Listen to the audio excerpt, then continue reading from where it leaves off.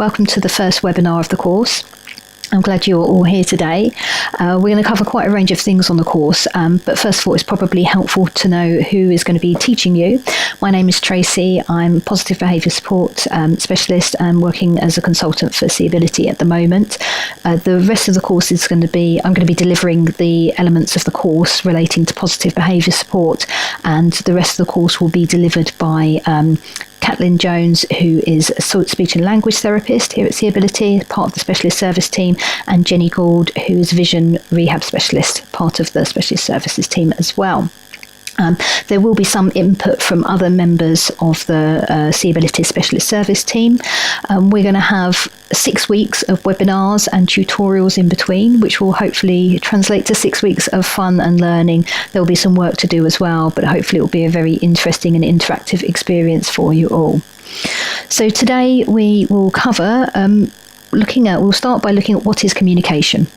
We'll consider barriers to communication, and we'll then move on to looking at what we mean by positive behaviour support and what is behaviour. People quite often have preconceptions of when we say the term behaviour, but we're going to look in a bit more depth as to what that might mean. We're also lastly going to consider why communication is so important, especially to people's quality of life, their independent skills and learning, and some of the difficulties and barriers that might prevent positive communication occurring. So let's start. What is communication? Communication is the effective exchange of information between two or more people. Being able to communicate involves getting messages in, so being a listener. This is referred to as understanding. And this information has to travel to the brain where it is processed, and then the brain has to send it to the lips or the hands in order to get the message out. This is referred to as expression. This may be the speaker, but remember that information expressively may not be through speech alone, it may be through a different method. When we refer to someone's communication, we often consider the level of understanding and how they express themselves. Often, people think these are in line with one another. They rarely are. So let's start with understanding.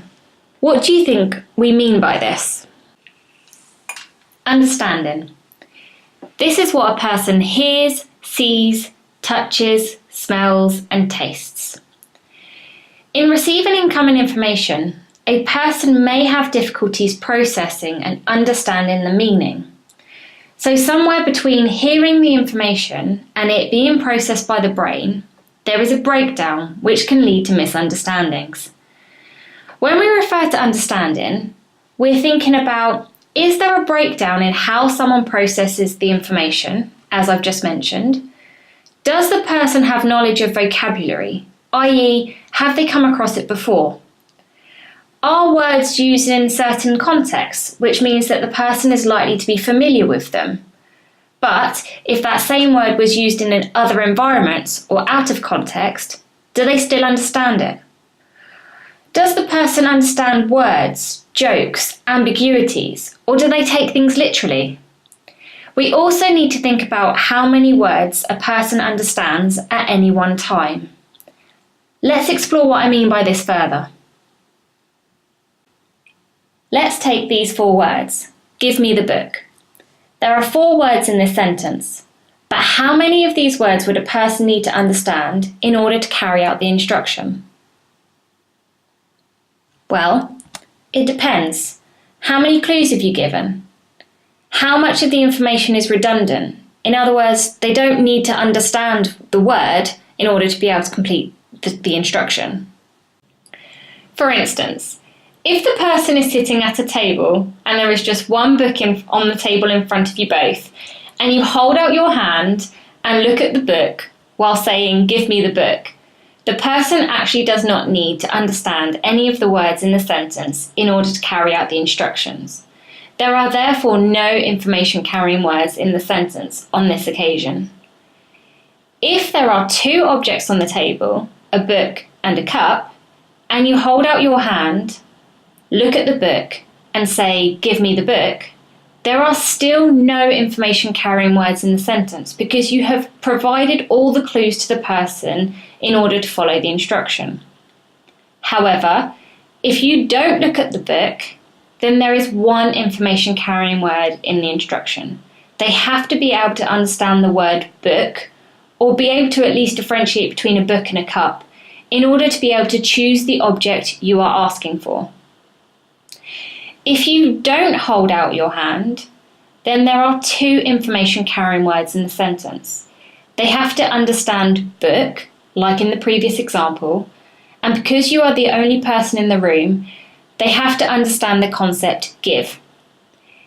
If there were other people in the room and they weren't looking at the book or holding out their hand, then the person would need to understand book, give, and also me in order to follow the instruction. And this would mean they'd need to be able to understand 3 of the 4 words in the sentence. So as you can see, in one sentence, the amount somebody needs to understand really depends on how many clues you give away.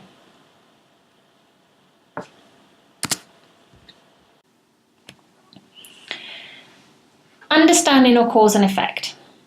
Did the person really understand? We often hear, they understand everything. But this is not always the case. We give a lot of clues to people. We point, gesture, look at what we're talking about, and we have routines. These are great tools to support someone's understanding, but can hide difficulties people may be having. What we then find is that without these clues, people don't do as they're told, do what they want, do something different. Let's use an example. You're supporting somebody at a mealtime. Let's call them K. You ask them if they are ready. They make a communicative response.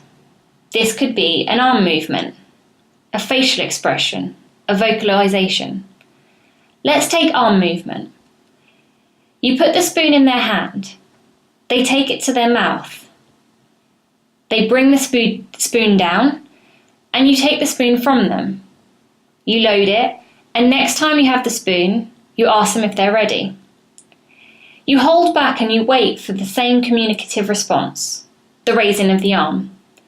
You get one, or close to one, and you give them the spoon again, and they take it to their mouth.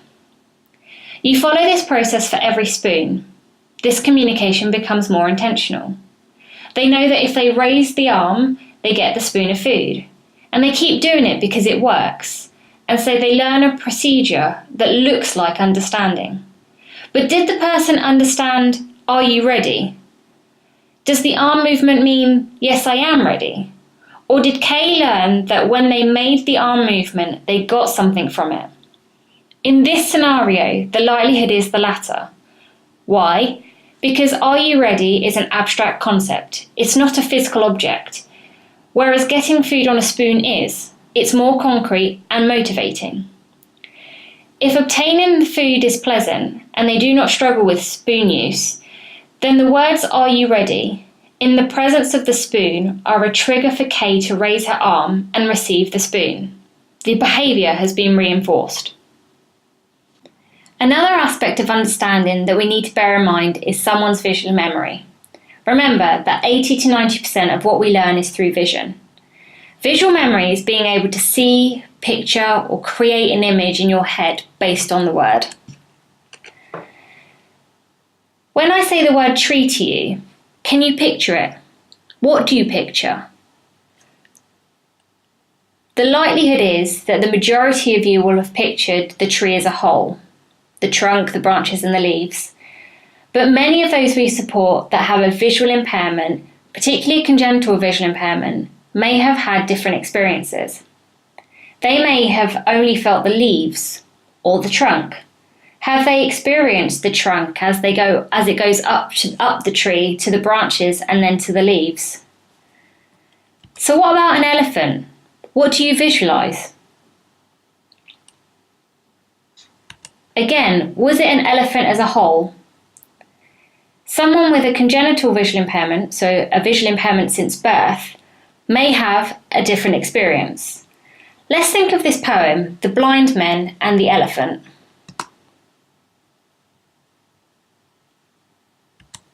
Blind Men and the Elephant by John G. Sachs.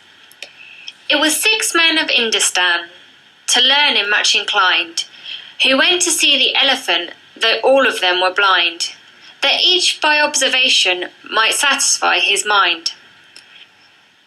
The first approached the elephant, and, happening to fall against the broad and sturdy side, at once began to bawl, "Why, bless me, but the elephant is very like a wall."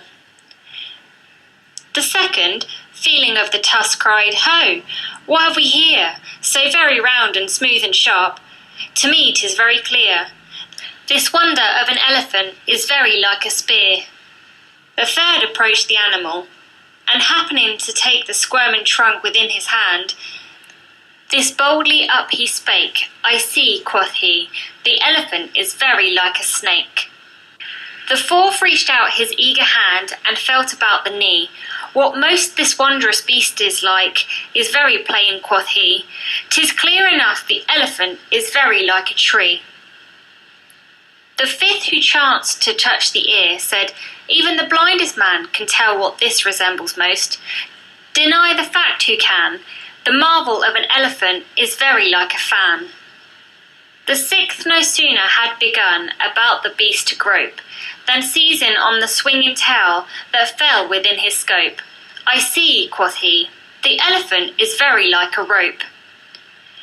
And so the men of Industan disputed loud and long, each in his own opinion exceeding stiff and strong, though each was partly in the right, and all were in the wrong.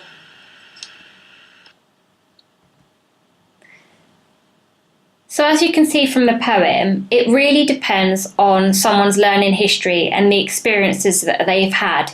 And this is really important to bear in mind because it will have an impact on the way someone we support learns.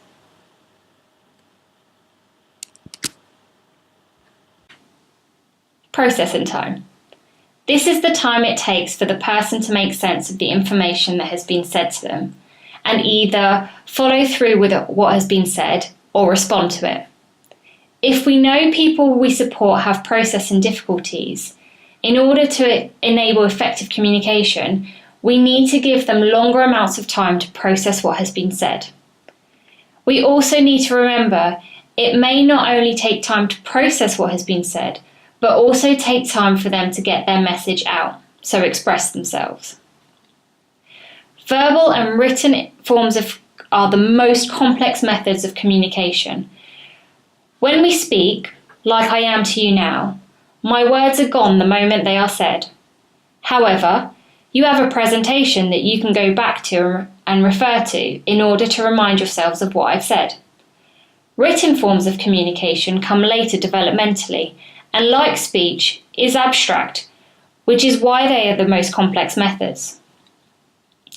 Therefore, it's important that we support our communication with each individual we work with by using more meaningful methods for them, such as objects, photos, symbols, Makaton, etc., as they provide a physical prompt or reminder for someone of what has been said or what they are required to do.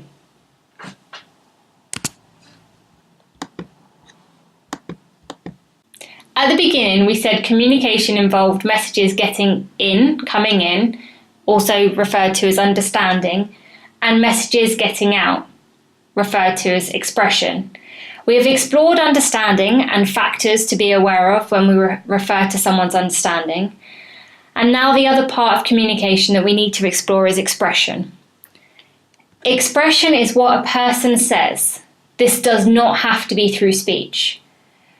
Remember that someone can have good understanding, but they may have difficulties getting their message across to other people around them. So they may need to use other alternative methods to speech. Other methods include, but are not limited to, the following: gestures, body language, facial expressions. They may use objects, photos, signing, or electronic devices. Someone's method of communication may not always be obvious and can be misinterpreted.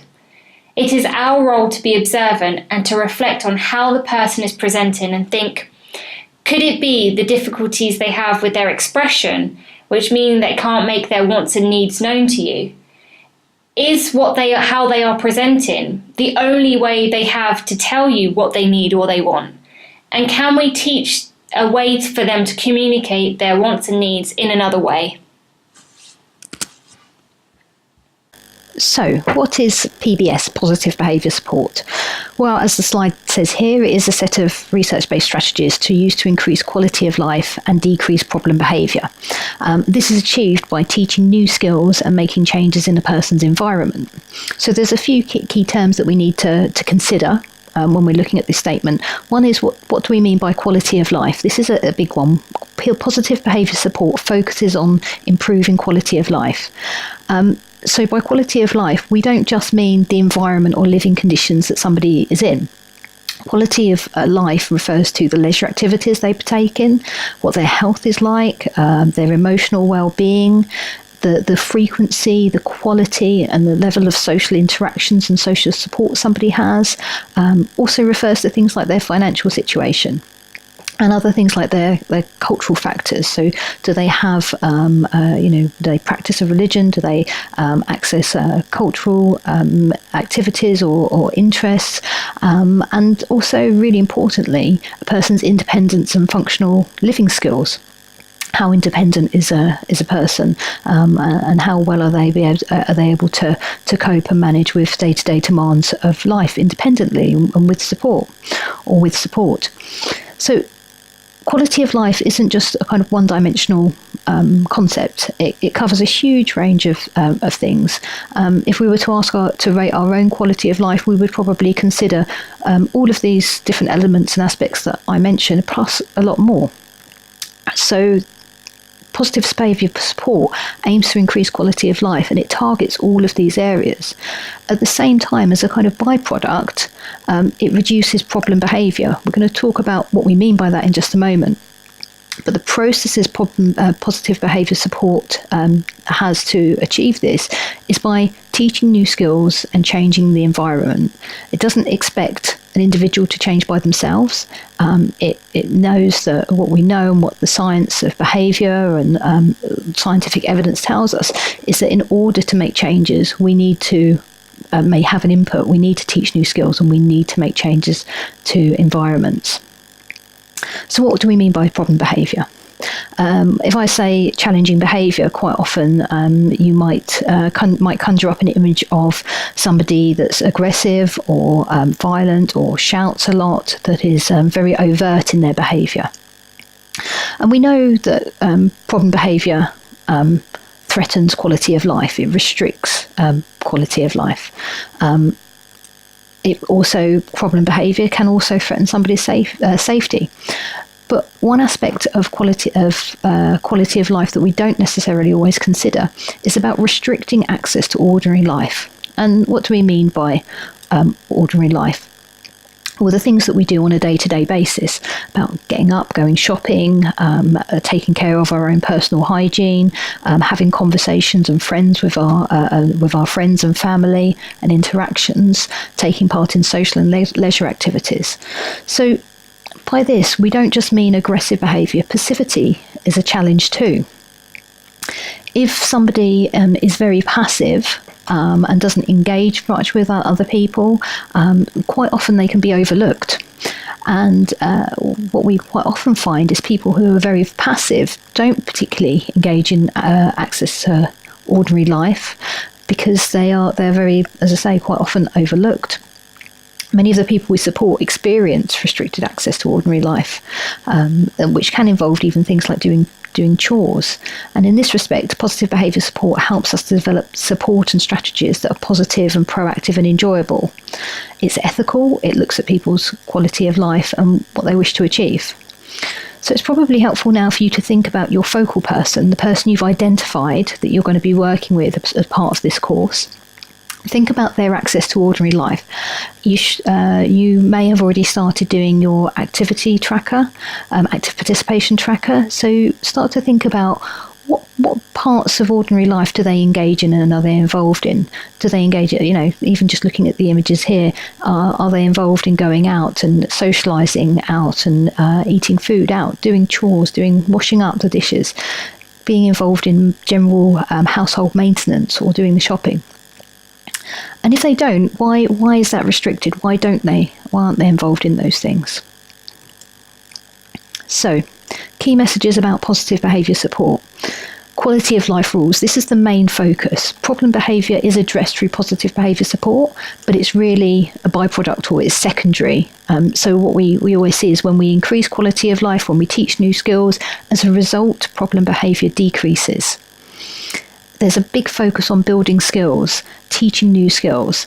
Positive behaviour support also completely rejects the use of painful and shaming procedures. It's really all about being positive was one, proactive is another, looking to understand reasons for behaviour and working to meet unmet needs. And as a byproduct, we increase quality of life. Positive behaviour support also seeks to work in partnership with key stakeholders. It's not something that's ever done in isolation, so hence the reason why this course is also being delivered by a speech and language therapist and vision rehab specialist. So there's everybody is pulled together to provide the input into this course. These specialisms on their own don't necessarily work as well on their own as they do when they're all joined up and working together. So let's have a consider. Why don't some people communicate as well as they could? So we have this model here looking at opportunity, skills, learning history and physical need. And many people just lack as has been discussed already, lack opportunities to communicate, opportunities to have those social interactions and socialise with other people. And even when people do have opportunities to communicate, possibly with a support worker, they're very often limited or just around the same issues. We quite often can rely on just the methods somebody already has to communicate rather than teaching them new methods of communicating, which might extend their repertoire of communication and their skills. Which leads us on to lack of skills as well. Some people may just be able to communicate via facial expressions or a few symbols or signs, and may not have the skills to be able to communicate with a wider range of people than maybe those in their immediate vicinity, their immediate family or their immediate support workers. So if somebody has a lack of skills, it can really, really affect how well they communicate, because it might really limit who they can communicate to. We know also, as already been discussed, that life experiences can have a huge impact on how somebody views the world and learns about the world. If somebody has a visual or hearing impairment from birth versus when one that was maybe acquired later on in life, it affects how somebody is able to explore their environment and understand what's happening within their environment. And it also might influence how they react to new situations and learnt behaviour. There also might be practical barriers because of physical need, maybe not having access to assistive technology, or possibly having access to assistive technology but not the right skills or training or support to be able to use that technology appropriately and effectively. So there are a huge number of reasons why somebody might not communicate as well as they could. And what this shows us is that actually there's some very simple things that we might be able to do to very easily increase somebody's ability to communicate, the skills that they have and opportunities that they have to communicate. And in doing so, that in itself will increase somebody's quality of life. So I just want you to have a think for a moment. What sort of things would you do if you had difficulty speaking clearly or being understood? If perhaps you didn't know how to start a conversation or ask for what you wanted, you didn't have the skills to do that. Perhaps if you only had one or two things or activities that you enjoyed, and if you were totally dependent on others for food and drink, stimulation and interaction, you might not communicate or you might not behave in a way that you do now. So we can start to have an understanding of how some of the barriers to communication might affect somebody's behaviour. So we're now going to look at a very simple model of trying to understand behaviour. And this is called the ABC model. which stands for antecedent, behaviour and consequence. And some other words that can be used to explain this are, for antecedent, are trigger or cause, so what happens immediately before a behaviour. Behaviour itself is simply what happens, what somebody does. And then the consequence might be referred to as a result or effect, which is essentially what happens afterwards. So this very simple model can be used to explain quite complex behaviours. We're going to start off by looking at some very simple explanations, some simple models here. And as we go on through the course, we're going to use the same model to apply it to real life situations that you may encounter. So let's consider this here. The trigger or the antecedent is that the phone rings. The behaviour is that the person answers the phone, picks it up, holds it to the ear and says hello, or whatever the phone greeting is that they use. And then as a result, the person hopefully has an enjoyable telephone conversation and a nice chat with someone. So this really, we can see here, very, very simple model to explain the behaviour of answering a phone call. So one thing I want us to think about is why has the person answered the phone? If we go back to this behaviour here of the person picking up the phone, holding it to the ear and saying hello, why did they answer it? Now, most people would say it's because the phone has rung. There's been a trigger there. There's been an antecedent. The phone has rung, and because of that, the person has picked up the phone. What I want you to think about is if your shoe started ringing, started making the same noise that your phone does, would you take it off and hold it up to your ear? Possibly not. You might do if it's exactly the same ringtone as your mobile phone, for example. It would look a very odd thing to do. But the reason that people actually answer the phone when it rings is because we actually have a history of being reinforced, of having something happen, somebody there at the other end when we answer it, and generally having a nice experience at the end. It's not just because it's ringing, because if everything in your house started ringing and making that noise, you wouldn't pick it up and answer it, even if you did it once, because there'd be nobody there and nobody at the other end. You wouldn't do it again if it started ringing again. So we can start to see how the consequence, what happens directly after a behaviour, is actually really, really important. And what we know is that if something nice happens or positive happens after a behaviour, it's much more likely to happen again. So consider now if every time you answered the phone, it was a nuisance call. It was the call centre, somebody trying to offer you services to claim back on PPI or sell you double glazing, or a prank caller perhaps on the phone. If your phone kept ringing and you had answered the phone a number of times and had these kind of not very nice experiences from answering it, you would probably stop answering it. So we can see again that if behaviour that isn't so nice occurs, if it doesn't have a nice effect on you after it, you're unlikely to do it again. But if you answer it and it's your best friend calling who you haven't spoken to for a while, or you're somebody phoning to tell you you've won the lottery, or somebody you want to chat to, there you're likely to do it again. So again, we can see how consequences have a really, really important effect on the likelihood of behaviours happening again. Science tells us this. Huge amounts of studies and research has proven this. And so this is a really, really important understanding to have. The behaviour that results in some improvement for the person, some benefit to that person, is probably a better way of thinking about some benefit to that person, is likely to happen again. And that's a key element of understanding behaviour and we can use this to help change behaviours, to teach new skills. So here we go. Have you had an accident that wasn't your fault? You are likely not to pick up the phone in the same way. We've got the two different outcomes there. We know that behaviour that doesn't have much impact on the context somebody in, or isn't very pleasant, is less likely to happen again in the future. So when something nice happens after a behaviour, we have a nice consequence, and it increases the likelihood of something occurring again, a behaviour occurring again in the future. We call this a reinforcer. So a reinforcer increases the likelihood of a behaviour occurring again in the future. Reinforcer often gets confused for a reward, and I'm going to just very briefly explain what the difference is. A reward is what we think might work, we think might increase the likelihood of somebody doing something again. But we know everybody's preferences are different. We know, for example, I really love chocolate. And if somebody gives me a bit of chocolate every time I do the washing up, I'm more likely to want to go and do the washing up again because I think I'm going to get a bit of chocolate. But my sister doesn't like chocolate at all.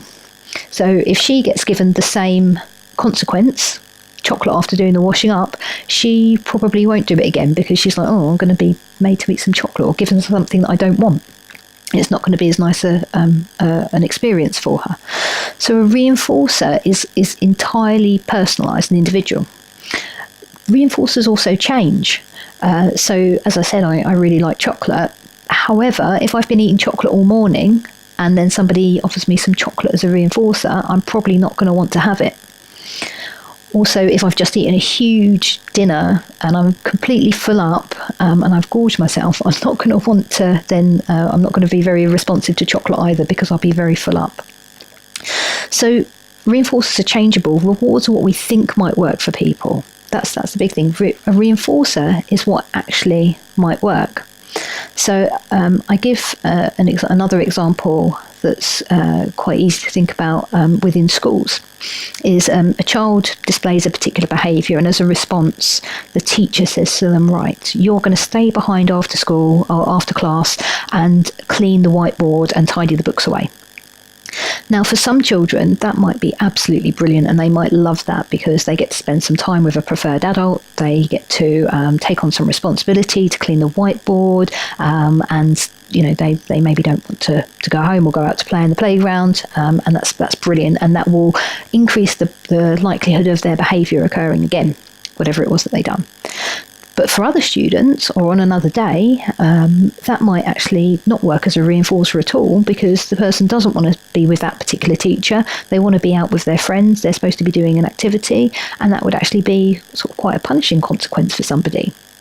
So the same reinforcer on different days can be effective or not. The same reinforcer can be effective for one person and not for another. And this is why we use the term reinforcer rather than reward, because a reward is what we think is going to work. We might say somebody's reward is to stay behind, clean the whiteboard and tidy up the books, but that's not going to be a reward for everyone. And there's lots of people it's not going to be a reward for at all. So what's the ethics of rewarding behaviour that we're expecting and that we want to see from people? Sometimes people get kind of tangled up about this, and should we be rewarding or giving say rewards or some kind of outcome for people that do behaviours that we assume should already exist? Well, working hard is a behaviour that we value in our colleagues. But we get rewarded for this. We get rewarded in the way of payment at the end of the month. Would we continue to work hard, and would we continue to turn up to work if we didn't get paid? Well, possibly not. So we all get rewarded for what we do in different ways. Sometimes there's natural consequences. Sometimes there's outside tangible consequences. But actually, if a person understands that either a well done, a small bite of a snack, or a high five or a cup of tea, or a sticker on a chart actually increases the chances of them being successful and wanting to engage in an activity or task and do something again in the future, rather than being passive or challenging and lacking in skills and communication, then that's actually the most ethical way of trying to stop unwanted behaviour and problem behaviour and helping somebody to learn new skills. As we see throughout the course, we don't continue to always provide the same high levels of reinforcement that we might start off doing. We're going to come into that much later on in the course. But this concept of providing a reinforcer or reinforcing a behaviour to increase the likelihood of that occurring again, increase the likelihood of success of somebody becoming involved in an activity and wanting to engage in that activity and getting it right, is really, really powerful. So what would be helpful for you to do is to start thinking about your focal person, thinking about their likes and their dislikes, thinking about what they might find reinforcing. Is it a pat on the back and a high five? Is it being given some verbal praise? I know many people really love and relish receiving verbal praise, and other people really don't at all. They find it quite aversive.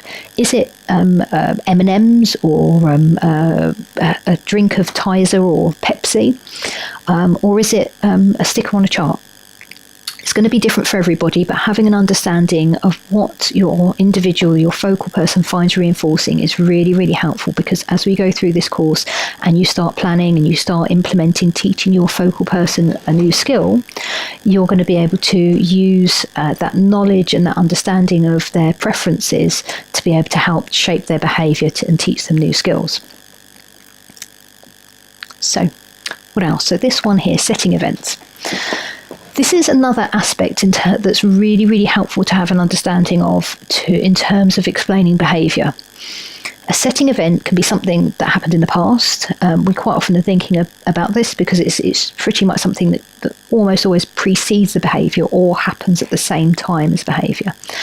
And what a setting event does, it affects the likelihood of us responding to a trigger. So setting events might be things like being hungry, having a good or bad night's sleep, spending time being stuck in traffic, or being completely bored or overwhelmed with paperwork, as some of the examples here show. They can also be pleasant experiences, so in enjoying your online course or learning new skills, having a lovely walk to work in the bright sunshine, having a lovely conversation with a friend. So it can be really nice, pleasant things. What we know is that setting events build up over time, and they increase a person's level of tolerance or sensitivity to future events. So an example being, as I said, if I've had a terrible night's sleep and I come to work, and the moment I come into work, somebody starts asking me lots of questions about particular topic at work, I might respond in quite a grumpy, grouchy way. Now, that's the trigger or the antecedent is being asked lots of questions. That's not affected my response. What's affected my response is that setting event of having a really bad night's sleep. I'm going to give you another example here. In just a moment, of if you're hungry and you see a sandwich on the side, you're much more likely to pick that sandwich up and eat it than if you're not hungry. So we can see again how setting events can affect somebody's the likelihood of somebody responding in a certain way to a trigger. We'll come on to that again in a moment. So a bit more about triggers. A trigger is the event that happens immediately before behaviour that seems, as I said, to cause it. If we think about that context of the phone ringing, it can seem like the phone ringing causes the person to pick it up. But as we now know, it's really what occurs, what causes somebody to continue picking up a phone when it rings is what happens afterwards. So a trigger is also known as an antecedent. And being aware of what somebody's potential triggers are for challenging behaviour especially can be really, really helpful in the first step in reducing the problem behaviour or challenging behaviour. So we know that knowing triggers can help people to avoid them. It can also help us to predict specific times that challenging behaviour may be more likely to occur. So we can either help the person to cope with them better, or we can plan for managing that behaviour better.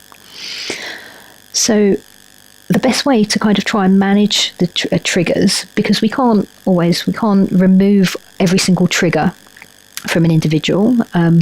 We can't protect them from everything that's going on, because that also would massively reduce their quality of life, because they wouldn't interact or be involved with anything.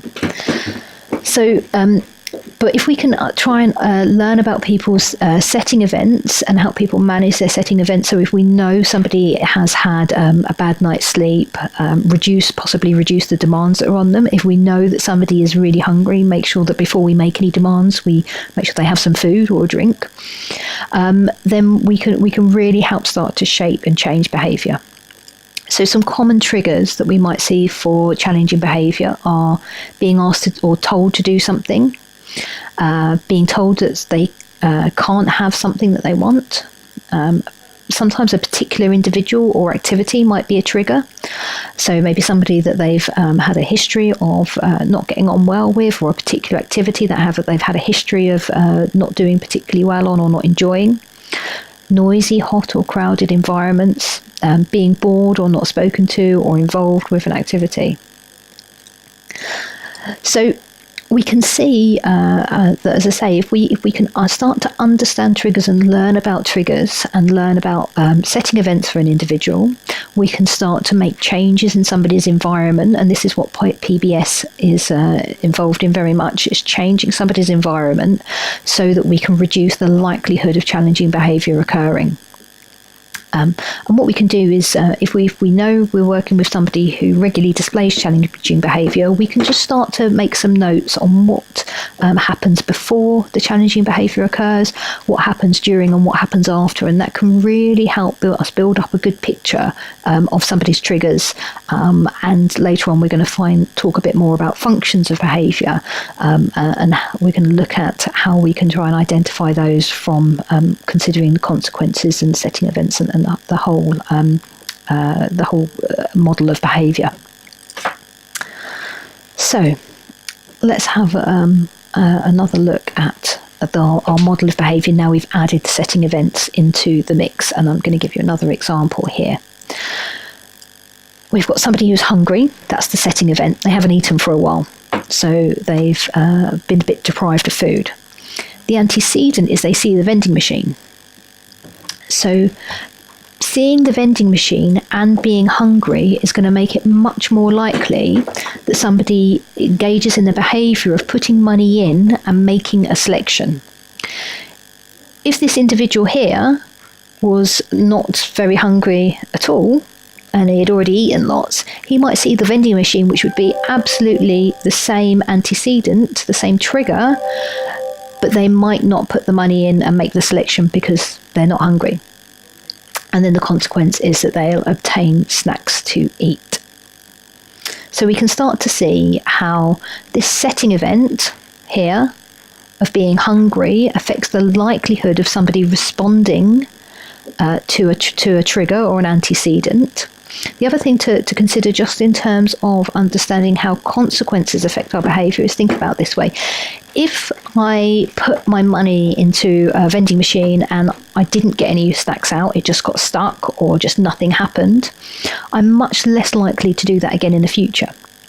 So my response or my behaviour of putting money in and making a selection will be based on my history of knowing and experiencing that putting money into a vending machine results in me getting my snacks to eat.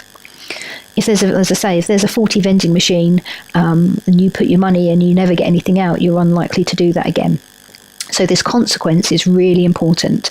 Getting snacks to eat as a result of putting your money in is going to make it much more likely that in the future, next time I'm hungry and I see a vending machine, I'm going to carry out this behaviour. So we can start to see how these different aspects of the ABC model will fit together and help us try and explain behaviour. And as we said before, when we think about the triggers here, understanding behaviours really can help us to make the environmental changes to try and prevent behaviours we don't want to see. So let's go back with the example with Kay. You're supporting Kay at a mealtime, and remember Kay's been asked to raise her arm in order to have the spoon given to her. In this other example, Kay raises her arm, but the staff member B interprets this as Kay being unhappy or hitting out. So Kay stops raising her arm and starts blowing raspberries. The staff member then places the spoon in her hand, and Kay then takes the spoon independently to her mouth and brings the spoon down, and then the staff member takes it from her. The staff member loads the spoon and then waits. At this point, what does Kay do next? Does Kay raise her arm or blow raspberries? And this is what contributes to confusion for people we support, leading to frustration and often behaviours that challenge. So this could present as self-harming, throwing of the spoon, shouting, or somebody could go the other way and be more passive.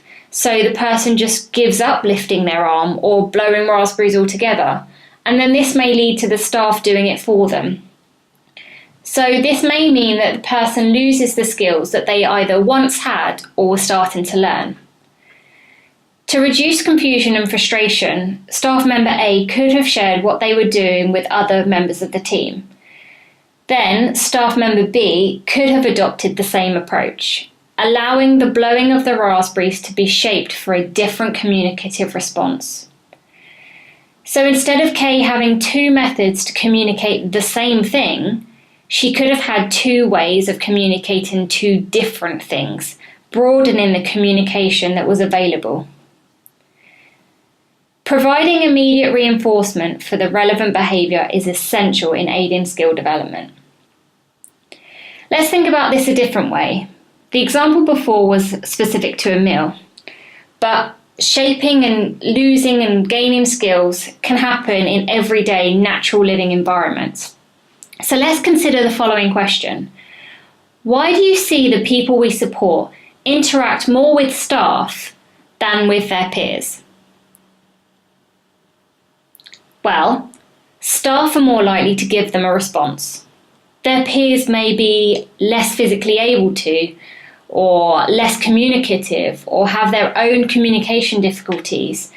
And more often than not, they are not able to meet the needs or wants of the person. The person goes to those who are able to meet their needs the quickest, and more often than not, that's staff. We have to be mindful of not imposing our values on the people we support. When we work with communication and behaviour, we use things that are motivating for someone. How motivating is learning please and thank you? This is often important for us as staff to feel valued and appreciated, but how important is it to someone who has limited communication skills? And what would they get in return for using it? If you only had 5 words that you could communicate to someone, what 5 things would you want to say? Pause the presentation and have a think about this and write down what 5 things you would choose to say. So did you use up 2 of your 5 words with please and thank you? Or did you choose words that were going to give you something? Did you choose words like drink, food, sleep, bored? Because if you tell someone you're bored, you're likely to get something, to be given something to do. Or did you choose things like toilet, help, music, because that's really important to you? Or something like being able to ask about your family? These are just examples of things that are often hot topics for people. After this presentation, speak to a colleague or a family member when you get home and see what 5 things they would choose if they were only able to communicate 5 words, and compare them to the ones you chose. Reflect on this and think about how would you feel if you could only use their 5 words. Behaviour is a form of communication, and we are all human. And we all have wants and needs, and we can all get frustrated and experience challenges. The people we support are no different. The way we respond to people will change their behaviours. It is important to reflect on situations and consider what may have impacted on the person's mood or response. This could be them crying in the corner, or sitting, not saying anything, or even be in fits of laughter. Because knowing what makes someone happy is equally, if not more important. Always question, what is the person saying to me? Today, am I part of the problem or part of the solution?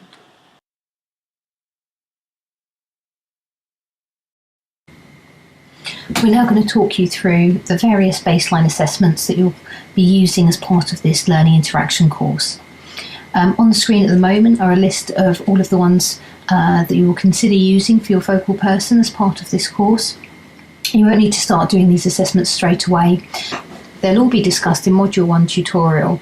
However, for now, we're going to show you how to use the assessments, what they look like, so you can familiarise yourself with them, and when it comes to completing them, you can always review this video at any time.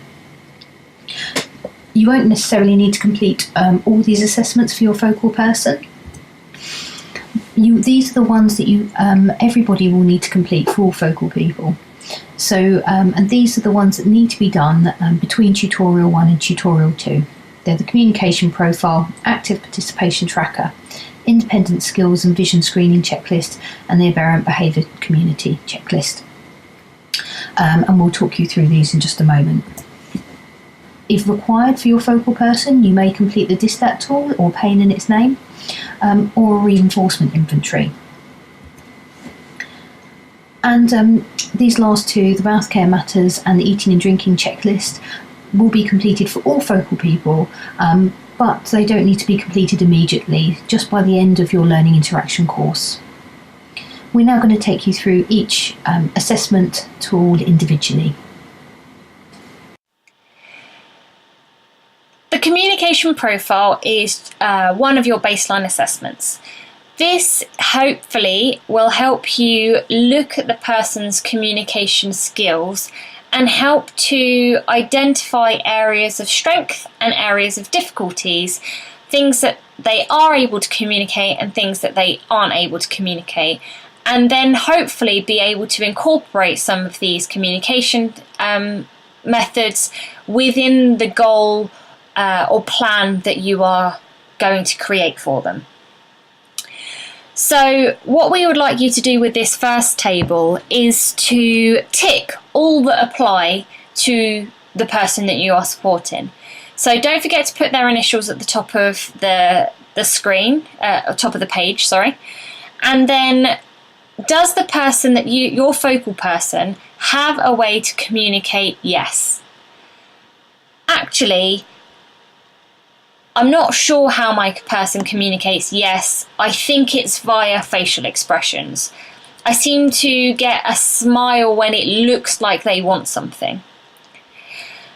When it comes to no, they're actually very good at telling me that they don't want something, and they use their body language, their facial expressions, and they use a gesture of kind of looking like they're pushing me away. Asking questions.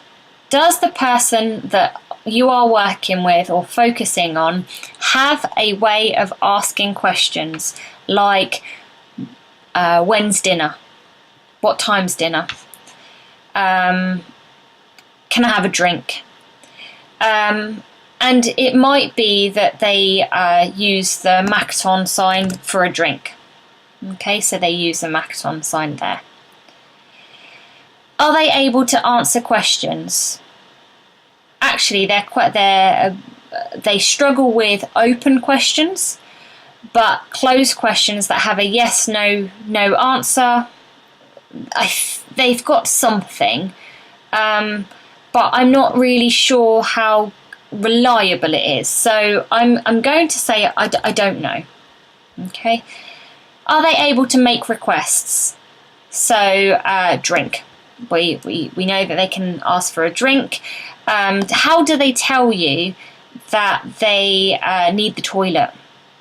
Actually, they don't. They're not able to. They don't have a way of telling you. How do they pass information on to another person? Again, I'm not sure how they do that. Are they able to talk about past events or future events? Don't really think they have anything. Oh, but what we do try and do for past events actually is we have photo books and picture books that they could refer to if they wanted to. Are they able to make comments or give opinions? And so on. So we complete all of the ones that are relevant for the individual, and tick the ones that they are able to do. So one of the things that we would then look at is things that we don't know about. We could either focus on a little bit more, or things that they don't have available to them, they don't have a way of making a request, we might build into the goal that we are going to work on. So that's page 1. And then on the second page, we've got a few questions that are tick answer questions for you to tick that best describes the person. So the first one is about the person's method of communication, and is it clear to you? And then the second one is about, is it clear to others who may be unfamiliar with working with the person? Or new members of staff, when you first started or a new member of staff first starts, do they find that person's communication particularly difficult? After that, we've got which best describes how the person makes choices, and of those we are expecting just one tick that best describes how the person makes choice. And then we've got which best describes the person's understanding. And again, it's the one that best describes the person's understanding.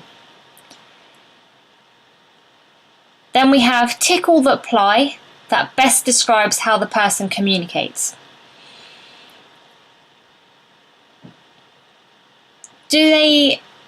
We then have questions around, do they take turns in interaction? Yes or no? Is the person able to take turns in activities? Yes or no? Do they take turns in conversation? Yes or no? And then we've got a question around, does the person display a preferred hand? And don't forget to put your name, position and date at the bottom of this form. And hopefully once you've completed this form, it will give you some understanding of the person's communication skills, where they are at now, and maybe possible areas that you could draw on to develop their skills further when you are creating your goal. The active participation tracker. This is to be completed for all focal people by everybody on the Learning Interaction course. It's a form and a tracker that you won't complete all of it by yourself because it needs to be completed over the course of a week. So what we recommend is that this sheet is printed off and goes actually with your focal person for a week, so whenever anybody is working with them, they can just tally up the activities that they are participating in over the course of the week. So you may start the tracker on a Monday. If not, you just start wherever in the week you start. For example, Friday, Saturday, Sunday, and then you complete the Monday, Tuesday, Wednesday, Thursday the following week. So it doesn't matter which day of the week that you start on it. You don't have to wait till a Monday to start it at all. For the purposes of this course, we won't be including the service name in here or the key or link worker. You can put your own name or your own initials in here if you like, but we really just need the initials or first name of your focal person. And then, as I said, this will go with them throughout the day. It's designed to be a form that's completed in real time, so it's not something that should be done at the end of each day in retrospect. So all we have to do is complete a simple tally for all of the different activities that your focal person engages in. They don't need to complete every aspect of the activity, it's just whether or not they're engaged in any of it at all. So, for example, on Monday, I might say that my focal person was engaged in preparing breakfast. They prepared lunch and they prepared 2 snacks. They didn't prepare an evening meal at all, but they did get involved with laying the table, and they made 4 drinks throughout the day, or were involved in making 4 drinks. Tuesday, they were involved in making 2 drinks, but none at all on Wednesday. But they did get involved with laying the table each day and prepared snacks on Tuesday and Wednesday, and prepared breakfast on Wednesday as well. Were involved in those activities. So we can see that it's a very simple tally to complete. You can do this with pen and paper, obviously, when it's printed out. If there are any other activities they are involved in relating to meals, we can add that in. There are separate sections for washing up and clearing up. But for example, if as a one-off, somebody baked a birthday cake, I might add that in there and just as a simple tally, say that was done on Wednesday. Once this has been completed for the week, we'll just be adding up the totals. So far my total here is 2 for breakfast, here we've got 1 for lunch, 6 for preparing a snack, 0 here, 3 for laying the table, 6 here, 1 here, and then I can see that my weekly total there is 19. So it's very simple. Obviously you'll add this up at the end of the week, not ongoing. Once you've got your week's worth of data, you'll just add up all of your totals and pop them in at the bottom there. And you'll see as we go through the form, there are a range of different day-to-day activities that typically people would be involved in. So we've got shopping, gardening and maintenance, housework. Again, there's plenty of section for you to add others in case they're not listed on here. Please do include any activity that your focal person engages in, clothes, sport, etc., etc. as we go through. So you complete it in exactly the same, each section in exactly the same way as I've shown you at the top here with meals. Now this form is really helpful because it gives us a really good idea of the levels of participation somebody has. And you might think that your focal person is really independent, but actually as you go through you might find that there are real aspects, huge aspects of day-to-day life that somebody maybe is just not involved in at all. So for example, somebody might be able to and be heavily involved in cooking and cleaning and even shopping, but when it comes to clothes, they might not have any involvement at all. So this might direct you to as an idea or an area that you might want to look at teaching a new skill, increasing somebody's independence so that they can be involved in more aspects of day-to-day life. This is the independent checklist.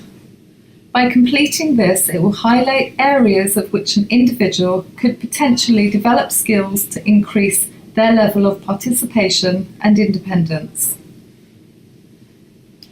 The section of person's ID code or initials. Some services prefer to use ID codes, so please ask your manager for this information or use the individual's initials. The name and role of the person completing the form will be yourself and the date you completed it. The section Functional Vision Checklist. If you look in their file, you should find a functional vision assessment, which will give you information found on the individual's eye condition, date of when the impairment occurred. This form should refresh your knowledge of the person's visual impairment, coping strategies, and how they can be supported.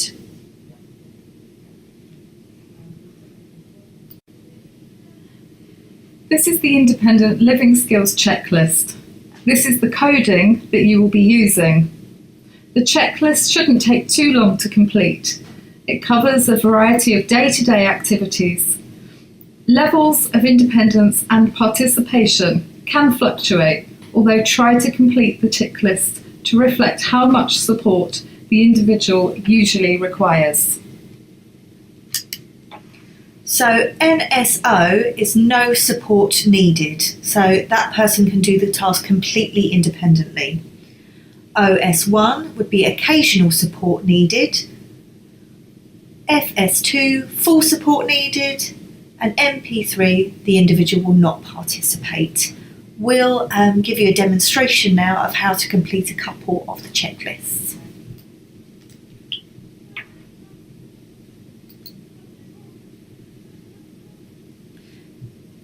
So this is the Independent Living Skills Checklist. So Jenny, can you use a knife and fork and spoon for cutting and eating your meals? Yes. So I'll put an X in that box because you need no support to do that. How about using a butter knife for spreading butter and jam? I need someone to help me do that by holding my hand with the knife. So I'd say that would be full support, so a bit of hand over hand needed. Okay, how about using a knife or chopper for preparing food? Sometimes I can do the chopping. It depends how I'm feeling that day. Okay, so that will probably be occasional support.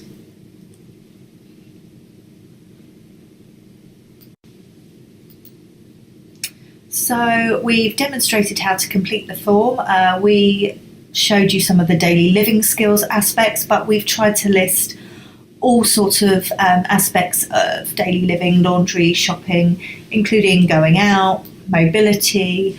We have tried to cover all areas. However, we have left a section at the bottom. Okay, so this section can be used to note down any other information, perhaps activities that people may be interested in, activities that people could potentially be having difficulties with, and then the skills the person would like to learn. This will highlight an activity that you may want to begin working on. If you have any problems filling out the form, contact the rehab workers and we'll be happy to help. The aberrant behaviour checklist. This is to be completed for all focal people, and this rating scale is designed to look at any problem behaviour that your focal person may have. Now, you may initially think your focal person doesn't display any problem behaviour. We still would like you to complete this form because you may, as you go through it, identify behaviours that your focal person engages in that previously hadn't maybe considered to be problematic. So if we look at the instructions on the front page, we'll see that there's a rating scale here from 0 to 3. So 0 being not a problem at all, and 3 being the problem is severe in degree. So this is designed to be a current assessment of your focal person's behaviour, not historic. So make sure when you're answering the questions on the subsequent pages, you're considering the behaviour in the last 4 weeks. Take relative frequency into account for each behaviour. So you're really comparing to the average person when we're looking at each of the behaviours on the following page. And you can also speak to other people that work with the focal person, their family members, when you come to completing this. So try and take the whole picture of the person into account, not just how they interact with you, how they interact with other people as well. So here we go with the first page on here. You've got a section at the top to put your name, the relationship to your focal person, and the initials. Again, we won't be using their full name here. And what you really do is you're just going to go through each of the questions here, and you're just going to circle or tick the rating for them. So for example, the person is excessively active at home, school, work or elsewhere. I'm going to say not at all. Injure yourself on purpose, not at all. Listless, sluggish or inactive, yes, very much so. They're like that all the time.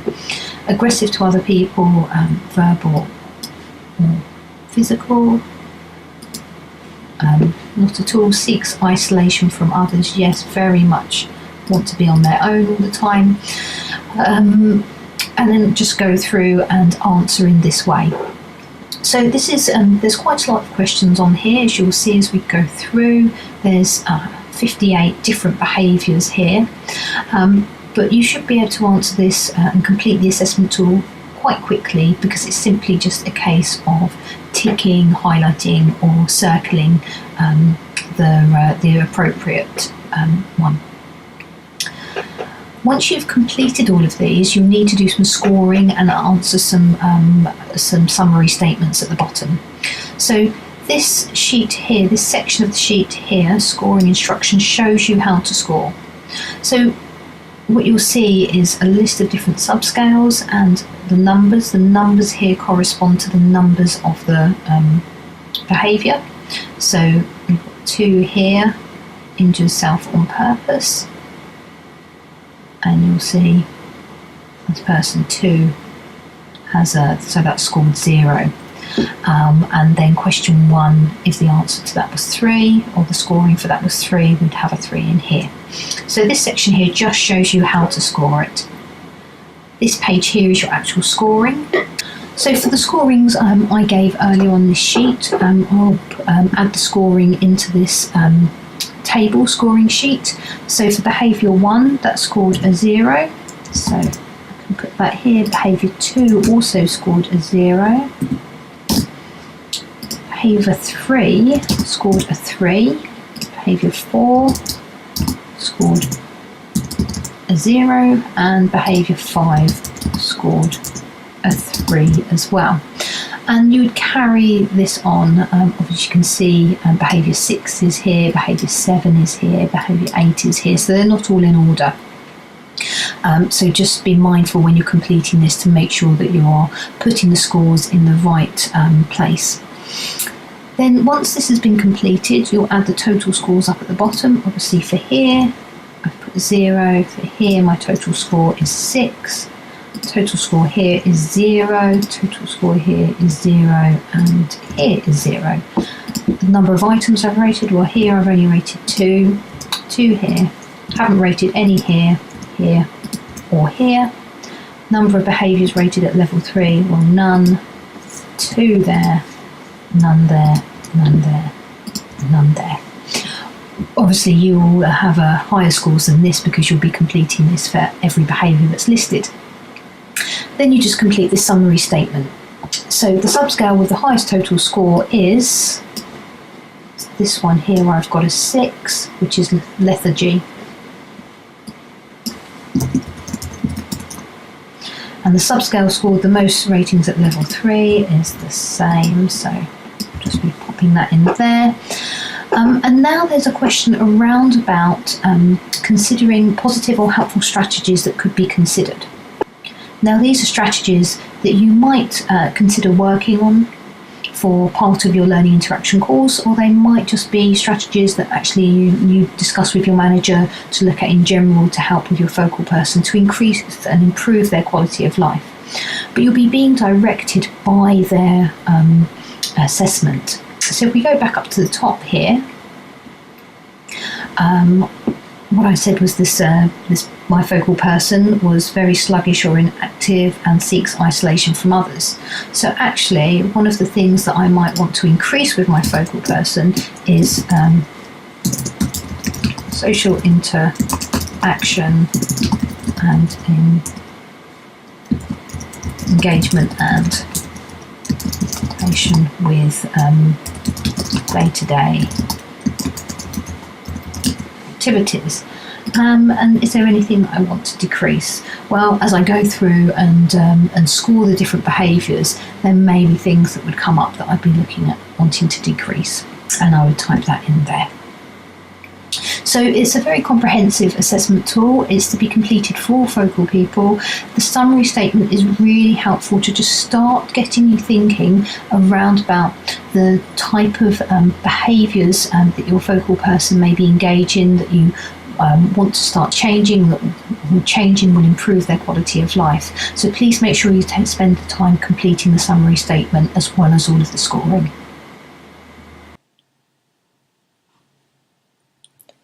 Welcome to the DISSTAT. The DISSTAT stands for the Disability Distress Assessment Tool. This assessment looks at more than somebody being in pain. It looks at levels of distress and signs of distress.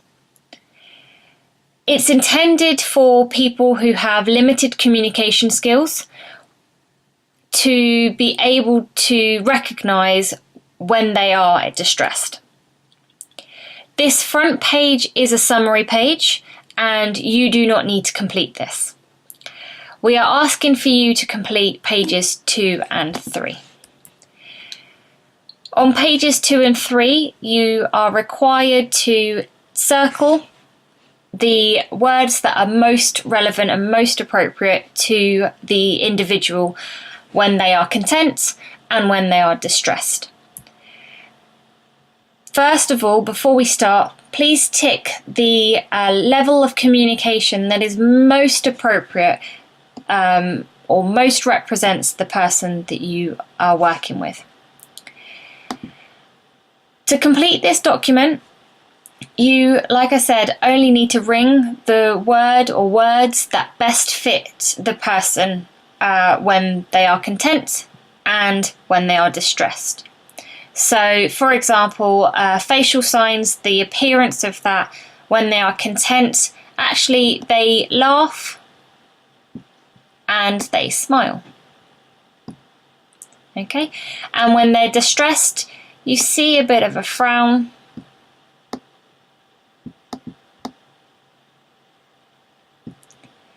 and sometimes a grimace.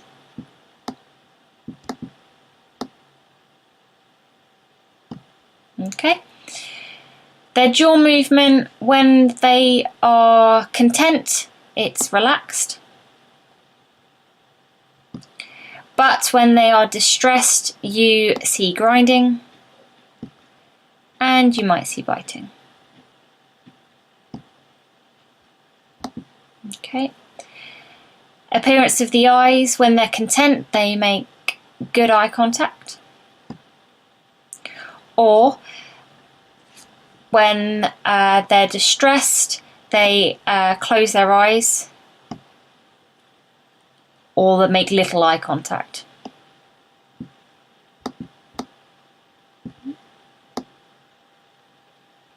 Eye contact. Okay. And so on. You complete the rest of the document. Ideally, this would be completed by you and 2 or 3 other members of your team, independently from one another, because there isn't a right or wrong answer. It's your interpretation of what content and distress looks like for this person. And once you have completed 3 or 4 of these, 2 or 3, and then your one on top of these DISTAT forms, you will scan them all in together, and the speech and language therapist will then collect all of your information and complete this summary sheet for you. And that's it.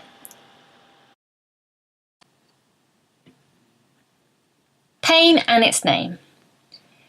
This tool was designed to support adults with a visual impairment and a mild learning disability who have the expressive ability to tell us about their pain. This can in fact be used for anybody who has the ability to tell us about the pain that they are experiencing. The tool was devised initially in response to a service that was regularly calling out the paramedics because the individual could not identify their pain. With further investigation, it was identified that the individual's understanding of the commonly used words that we use when we refer to pain was not the same as the support staff's. So this tool is hopefully in place, or should be used, to support those working with an individual to better understand what they mean by their pain. As you go through the tool, it gives you information on how to use it, as well as the types of questions to ask, so that you're not accidentally leading the person with their answers. There is a flowchart to help guide you also, and if you do need additional help from a member of the specialist services team, then that we are available to help. There is a copy of the male anatomy, the front and the back, as well as the female anatomy, front and the back. And of course, you use the one that's relevant to the person that you are, your focal person. If you're supporting an individual with this tool and they say that they have a headache, ask them to show you where it hurts.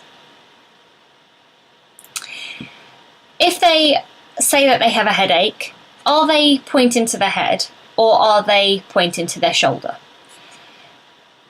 It's really important for us to know what they are referring to when they are talking about having a headache. If they say that they have a headache and they are identifying that it's their head that hurts, try and explore with them what they mean by this. What is the pain like? Because some people may in fact refer to it, a headache, as patches of dry scalp. Okay? So what we're hoping is that over time, and with your knowledge of the person, you can start to explore what they mean by the pains that they are feeling and experiencing. I'm now going to talk you through the reinforcement inventory. There are 3 different types of reinforcement inventories I'm going to talk you through now. And if you need to use one for your focal person, you can pick whichever one you feel most comfortable with using and that's going to provide the best information for you. Not all focal people will need a reinforcement inventory completed for them. They are designed to be used in order to gain more information, more comprehensive information around what your focal person likes and dislikes. And obviously, if we can have a good idea of what somebody likes and what they dislikes, we can make sure that we are using their likes to help reinforce behaviour. So when we teach a new skill, for example, and we know somebody really likes listening to a certain type of music, we might use playing music as a reinforcer for that person, so that they're much more likely to engage in that task or that activity or learning that new skill again. So these are completed if people have difficulty communicating their likes and dislikes, if we just don't know what their likes or dislikes are so far, or if, for example, they only have a really limited number of likes or dislikes. These can be really helpful for us to start introducing new things, so that we can start to introduce people we work with and we support to new activities and try and expand their interests as well, and expand the things that they find reinforcing.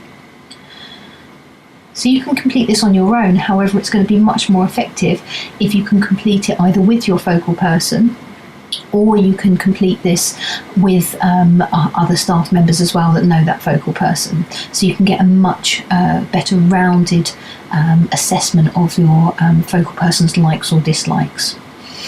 So this one here, we start off, we put the focal person's initials just here. So for example, my person is JK. Name of the person providing information, that's me, and then the date of the inventory, let's say 18th.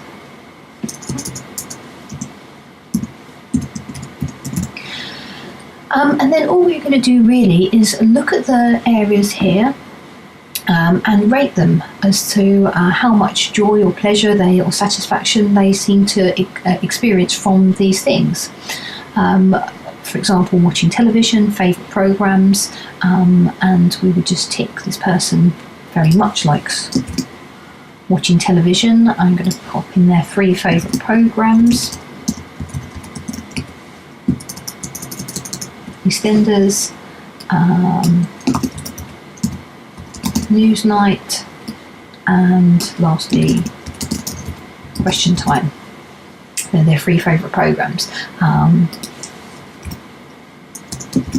Question Time very much, Newsnight a fair amount, and EastEnders much. So there is space and scope in this reinforcement inventory for you to personalise it and add in details. So the positive thing about using a reinforcement inventory as well is that it lets new people, or new staff members and other people working with your focal person, know their likes and dislikes, so they can get to know them easier, they can build rapport with them easier by introducing and using activities and things that interest them. So that's a really helpful tool, and even though it's not one that's required for everyone as part of this course, I would encourage as many people to complete this as possible. So moving through the assessment, you'll see that there is a wide range of different activities here and hobbies, and a whole host of different categories, and as I say, lots of space to personalise, so that we can really hone in on and record what specifically your focal person likes. For example, ice cream. They may only like chocolate chip ice cream, and you may want to include in there things they dislike. So we've got under ice cream, we could put mint chocolate chip, and that would be very much. Love mint chocolate chip, but actually vanilla, not at all. So you can see that's in the not at all column there. So you can also record dislikes, which are really helpful as well, because that way we can make sure that people we work with are not being presented with things that they're going to find aversive and dislike and not enjoy. If I simply just ticked ice cream, that they like ice cream very much, somebody might use ice cream as a reinforcer, but the wrong type. So that can be really helpful as well.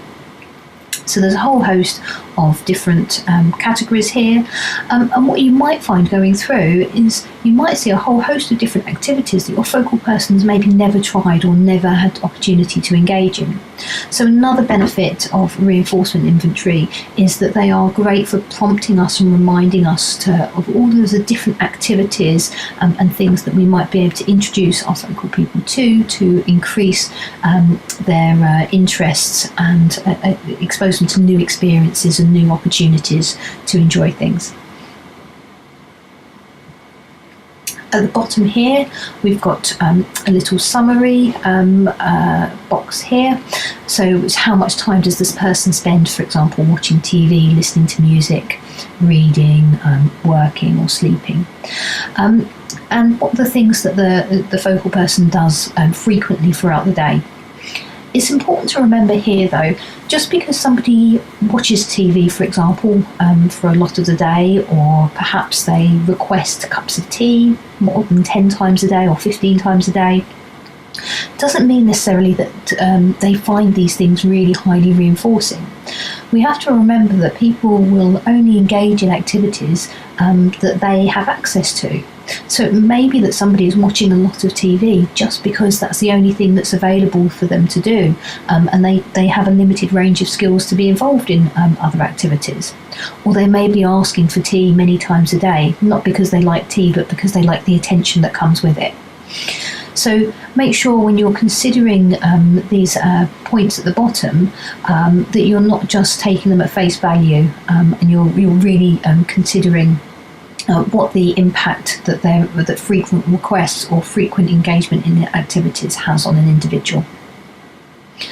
So this is one of the reinforcement inventories that you can complete. Here is another one, and this one just gives a whole list of different activities and reinforcers under different headings. So we've got social reinforcers, classroom-based reinforcers, activity, material and edible reinforcers. And as you see, there's a whole list of them, and what you would do is just tick or circle the ones that your focal person found interesting or engaging and they appear to enjoy. So it's a much simpler form. It does give a whole host of different activities and reinforcers for you to consider. And again, what you might like to try and do is present some of these material reinforcers and explore with your focal person whether they seem to enjoy them, whether they like using them, for example. Again, same with activities or social reinforcers as well. The last reinforcer checklist we have here is very similar to the second one. And what you do is you just tick the reinforcers that your focal person enjoys. And we can see here there's again a huge range and space at the bottom to add any others. Whichever checklist or reinforcement inventory you wish to use is entirely up to you. Make sure it's the one that you feel most comfortable and that's going to give you the best information around about your focal person. Obviously, if you want to complete more than one, that's absolutely fine as well. I'm now going to talk you through the Mouthcare Matters assessment form. You should have already completed your online oral healthcare needs training and received your certificate, hopefully, for passing the online assessment. This has to be done in advance of completing the Mouthcare Matters assessment form and should be done prior to starting the Learning Interaction course. This assessment needs to be completed for all focal people, but should be completed by the end of the Learning Interaction course. It's a very simple form to complete. We'll see up here in the corner we have space for you to put your focal person's name and details. Obviously, for the purposes of the course, we'll be using initials only. So, for example, I'll put JK as my focal person's initials, and I won't be adding any information on as of date of birth or NHS number, etc. I'll be going through here, and you can just tick the answers to here. Has your focal person got toothbrush, toothpaste, etc., the denters, as they've been provided to them or at home. We'll then go on to mark their level of support, whether they're fully dependent on others, require some assistance, or fully independent. Section 3, does the patient have any pain or discomfort in the mouth? Yes or no? Obviously, if you know why, detail there. They may be able to communicate this to you. You may not know if they have any pain or discomfort. So just put on there as much information as you're aware of. We then go through this section here. So it advises you to use a light source to check in your focal person's mouth. Obviously, you need their consent to do this and make sure that they're happy and okay for you to do this with them, and make sure that you're doing it at a time when they are calm and relaxed, and they are willing and happy to have somebody look inside their mouth. For the purposes of this course, you only need to complete this once, even though obviously on the record form here it advises a weekly assessment is done. So you start off by putting the date. I've just already popped that in there, for example 18th of December, and I'll be looking at the different areas, so lips for example, and then I just rate whether they're low risk, medium risk or high risk. So for my focal person here, I'm going to say low risk of lips. Tongue, I'm going to say there's a coated tongue, so that would be medium risk. Teeth are fine, so that will be a low risk there. Cheeks and palate and under tongue, I can see that there, for example, there's some food debris in there, and there looks like a recent ulcer in there as well, so that would be a medium risk. And my focal person doesn't have dentures, so not applicable there. And then I would initial this at the bottom. Obviously this section here is important for patients who are unable to communicate or cooperate with a mouth care assessment. Signs of mouth-related problems may include not eating or drinking, facial swelling and behavioural changes. And this is really important point that's made here as part of this form, and it helps us to realise that one of the necessities of completing this form is that issues with the mouth may be causing somebody pain, and that may well be affecting their behaviour, their ability to communicate, the social interactions they have, and whether they're eating or drinking properly. And obviously, as part of this course, we're looking to improve people's quality of life. And if we want to work on a communication skill, it's very important that we make sure that there isn't any mouth care needs that are unmet at the moment, because they could be impacting on somebody's communication abilities, for example, or on some of the behaviours that they're displaying. At the bottom section here, you would record the date and time of your assessment, and if any action is required. So, for example, you may make a referral to a dentist, or if you have any concerns, you would be speaking to one of the speech and language therapists from the specialist services team. And you would also be speaking to your manager as well if you had any concerns. The second part of this is the Oral Needs Health Assessment form. It's a very simple form that just asks you to go through and answer these questions. Again, we would only be using here, instead of the resident's full name, you'd be putting your focal person's initials, and we wouldn't be including date of birth. This form's to be completed for everyone, even though on the side here it says dental care for older people. We'll be completing this for all focal people. So we'll be saying, does your focal person have dentures, yes or no? And then you can specify, answer the questions here. Anything, as it indicated at the top of the form, anything that's marked in with a green star here, as it says, it indicates that a dental checkup is required. And anything that's marked in red with this little lightning flash means that an urgent dental checkup is required. So if possible, describe any problems or issues that your focal person has, and just tick the form to complete it. It should be quite quick. You may need to just check in their records as to when they last saw a dentist. Any action that's required, you would mark in the bottom section here, and then sign that and date it. The eating and drinking checklist.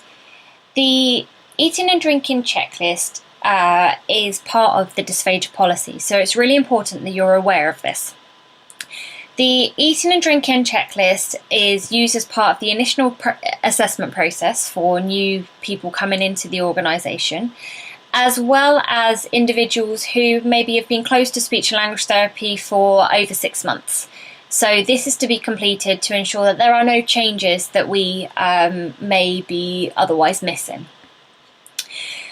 So the first box here is the individual's details, the name of the person, so your name, completing it, and the date that you've completed it.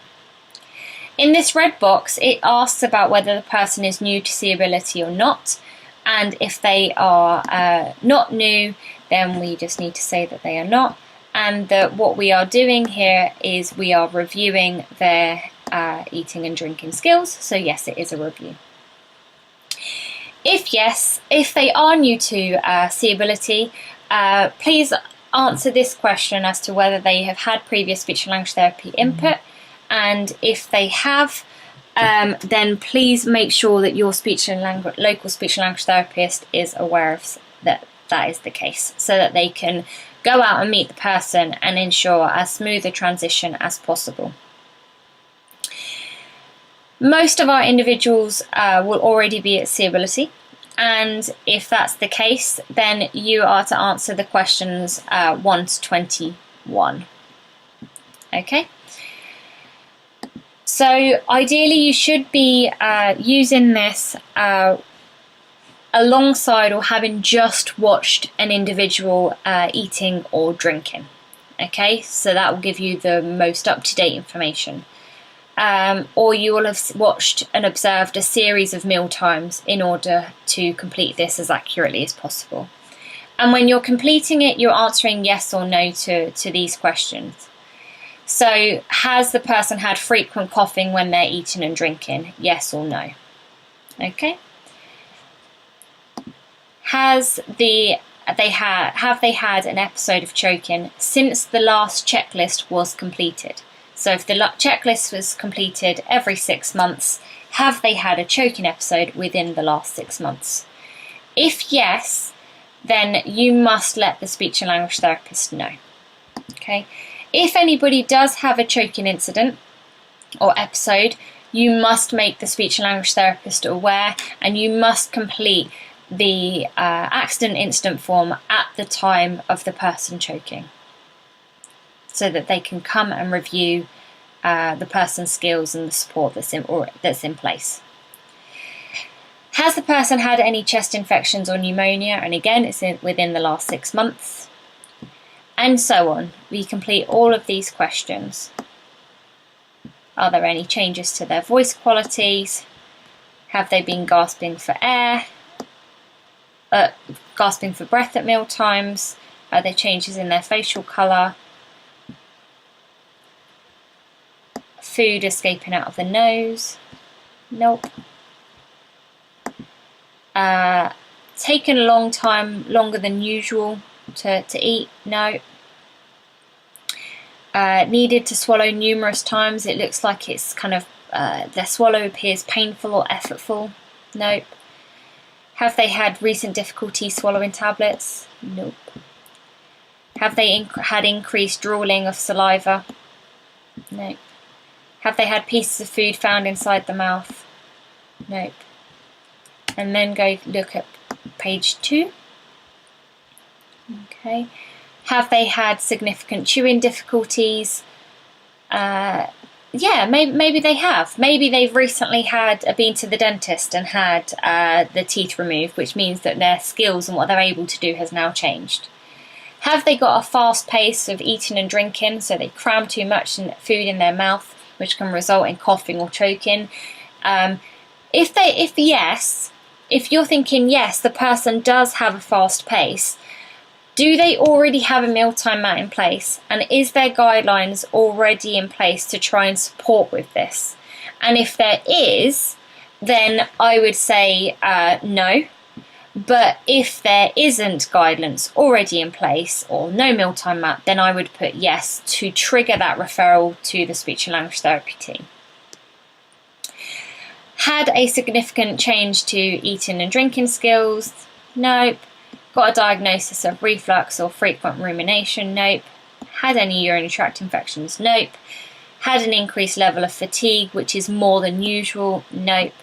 Weight loss. Now, weight loss is about whether they are this is unintentional weight loss with no obvious cause. If somebody is dieting and they're trying to lose weight, then we wouldn't be able to use this as our as a method to identify. Vomiting during or following eating and drinking? Nope. Now, with this question, got a mealtime mat where any of the sections, environment, positioning, equipment, is not completely being followed or support has been altered from what has been written. This is really, really important. If you are doing something different from what has been written and documented, then we need to know about it, because we need to know whether what you are doing, what you are doing is different, but there's a reason behind it, and it might be that we agree with you and we need to update the mealtime mats, or actually you're doing something different, but there is a reason that we put why we put what we put in place.